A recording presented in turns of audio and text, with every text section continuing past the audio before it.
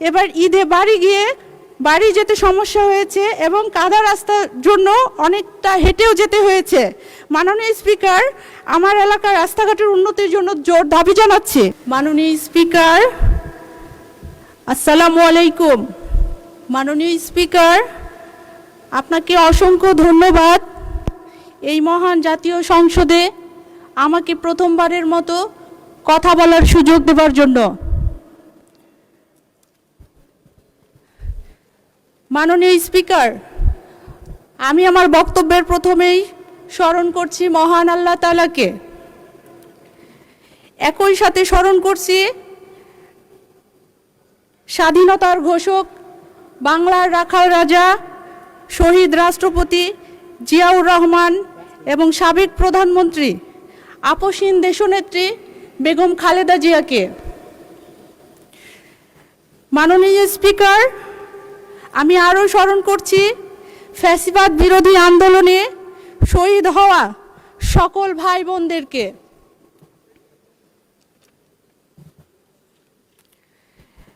মাননীয় স্পিকার, আমি ধন্যবাদ ও কৃতজ্ঞতা প্রকাশ করছি তারুণ্যের অহংকার মাননীয় প্রধানমন্ত্রী জনাব তারেক রহমানের প্রতি, যিনি আমাকে এই সংসদে সংরক্ষিত মহিলা আসনে এমপি হিসেবে আসার সুযোগ প্রদান করেছেন।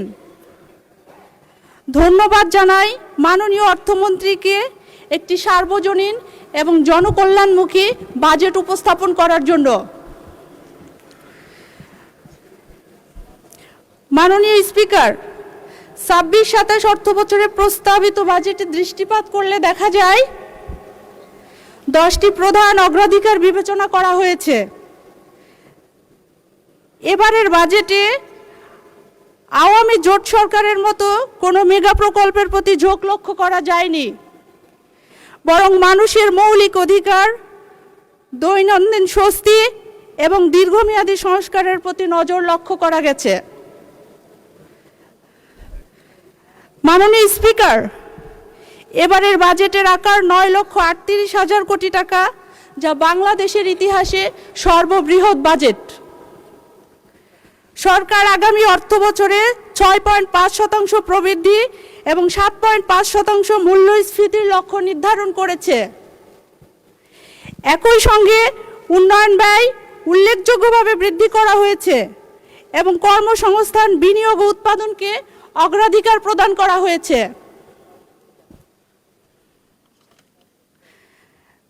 মাননীয় স্পিকার, ২৬-২৭ অর্থ বছরের জাতীয় বাজেটকে কেবল আয় ব্যয়ের হিসাব হিসেবে দেখলে এর প্রকৃত তাৎপর্য অনুধাবন করা যাবে না।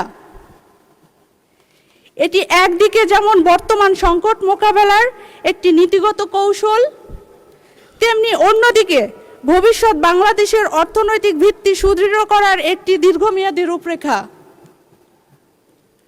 মাননীয় স্পিকার, বর্তমানে উচ্চ মূল্যস্ফীতির কারণে সবচেয়ে বেশি চাপে রয়েছে নিম্ন ও মধ্যবিত্ত জনগোষ্ঠী। খাদ্য, চিকিৎসা, শিক্ষা ও বাসস্থানের ব্যয় বৃদ্ধি তাদের জীবনযাত্রাকে কঠিন করে তুলেছে। বর্তমান পরিসংখ্যান ব্যুরোর তথ্য মতে গত কয়েক বছরে খাদ্য মূল্যস্ফীতির সাধারণ মানুষের ক্রয় ক্ষমতার উপর বড় ধরনের প্রভাব ফেলেছে। এই বাস্তবতায় বয়স্ক ভাতা, বিধবা ভাতা, প্রতিবন্ধী ভাতা, মাতৃত্বকালীন ভাতা এবং অন্যান্য সামাজিক নিরাপত্তা কর্মসূচির সম্প্রসারণ নিঃসন্দেহে এই বাজেটে একটি ইতিবাচক পদক্ষেপ বলে আমি মনে করি। ফ্যামিলি কার্ড ও কৃষক কার্ড কর্মসূচির বিস্তৃতি নিম্ন আয়ের জনগোষ্ঠীকে সরাসরি সহায়তা করবে বলে বিশ্বাস করি।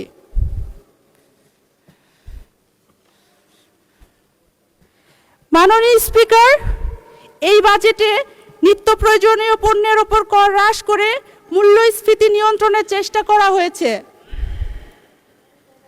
চাল, গম, শিশু খাদ্য, মশলা, খেজুর, কীটনাশক ওষুধ, ক্যান্সারের ওষুধ, চিকিৎসা সরঞ্জাম, ডায়ালাইসিস ফিল্টার, হার্টের রিং, শিল্পের কাঁচামাল, সৌর বিদ্যুৎ উপকরণ, কম্পিউটার ও তথ্য প্রযুক্তির পণ্য সহ বহু প্রয়োজনীয় পণ্যের ওপর কর ও শুল্ক হ্রাস করা হয়েছে। অর্থাৎ সরকারের নীতি কেবল রাজস্ব আহরণ নয়, বরং ভোক্তার ক্রয় ক্ষমতা পুনরুদ্ধারের দিকেও নজর রয়েছে। মাননীয় স্পিকার, আজ বাংলাদেশের অর্থনীতির সামনে তিনটি বড় বাস্তবতা। প্রথমত মূল্যস্ফীতি, দ্বিতীয়ত কর্মসংস্থান এবং তৃতীয়ত বিনিয়োগ। মাননীয় স্পিকার, যদি আমরা এই তিনটি ক্ষেত্রে দৃশ্যমান অগ্রগতি অর্জন করতে পারি তবে এই বাজেট সফল হবে ইনশাআল্লাহ।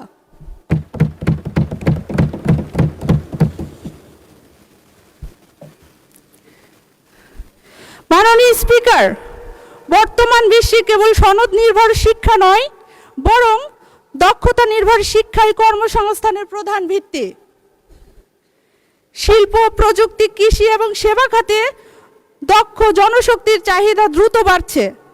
ফলে কারিগর ও কর্মমুখী শিক্ষার সম্প্রসারণ ভবিষ্যৎ শ্রমবাজারের জন্য ইতিবাচক প্রভাব ফেলবে। বিশেষ করে তরুণ জনগোষ্ঠীকে উৎপাদনশীল মানব সম্পদে রূপান্তর করতে পারলে বাংলাদেশের জনমিতিক সুবিধা বাস্তব অর্থনৈতিক সুফলে পরিণত হতে পারে। এ কারণে শিক্ষা খাতে ব্যয়কে ব্যয় নয়, বরং ভবিষ্যৎ অর্থনৈতিক প্রবৃদ্ধির বিনিয়োগ হিসেবে বিবেচনা করা উচিত।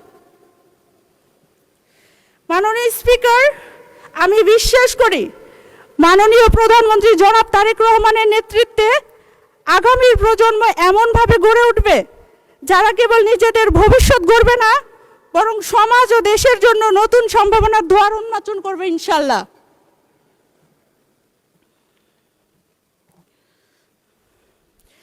মাননীয় স্পিকার, এই বাজেটে ক্যান্সার সহ 6টি দুরারোগ্য ব্যাধির সহায়তা কার্যক্রমের উপকারভোগীর সংখ্যা 65,000-এ উন্নীত করার প্রস্তাব করা হয়েছে এবং এককালীন আর্থিক সহায়তার পরিমাণ 50,000 থেকে 1 লক্ষ টাকায় উন্নীত করার প্রস্তাব করা হয়েছে, যা অবশ্যই প্রশংসার দাবিদার। একই সাথে ধন্যবাদও জানাই 8টি নতুন ক্যান্সার হাসপাতাল তৈরির উদ্যোগ গ্রহণ করার জন্য। এই বাজেটে কারিগরি ও বৃত্তিমূলক শিক্ষার সম্প্রসারণ, দক্ষতা উন্নয়ন কর্মসূচি এবং প্রযুক্তি নির্ভর প্রশিক্ষণের উপর গুরুত্ব দেওয়া হয়েছে। বর্তমানে কৃত্রিম বুদ্ধিমত্তা, অটোমেশন, রোবোটিক্স এবং চতুর্থ শিল্প বিপ্লবের যুগে শ্রমবাজার দ্রুত পরিবর্তিত হচ্ছে। বিশ্ব অর্থনৈতিক ফোরামের বিভিন্ন প্রতিবেদনে বলা হয়েছে আগামী দশকে লাখ লাখ প্রচলিত চাকরি বিলুপ্ত হবে এবং নতুন ধরনের দক্ষতা ভিত্তিক কর্মসংস্থান সৃষ্টি হবে। ধন্যবাদ মাননীয় সদস্য। আপনি শেষ করেছেন তো? আপনি 1 মিনিটে শেষ, আচ্ছা 2 মিনিটে শেষ করেন প্লিজ।